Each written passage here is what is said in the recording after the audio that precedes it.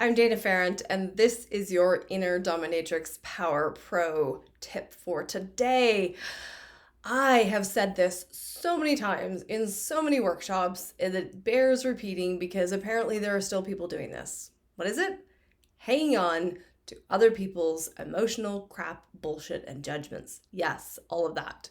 Here's the thing. What I find is that these people who identify as empathic, and I would identify as a high-level empath, the people who identify as empaths end up feeling like they need to take stuff on for people in order to help them, especially those in any of the helping professions.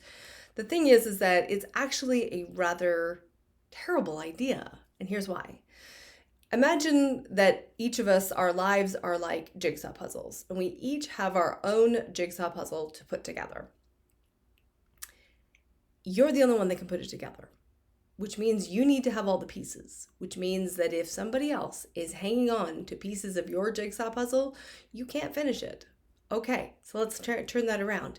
If you are the person hanging on to people's crap, you are hanging on to some of their pieces of their jigsaw puzzle, which is thereby preventing them from putting their own puzzle together.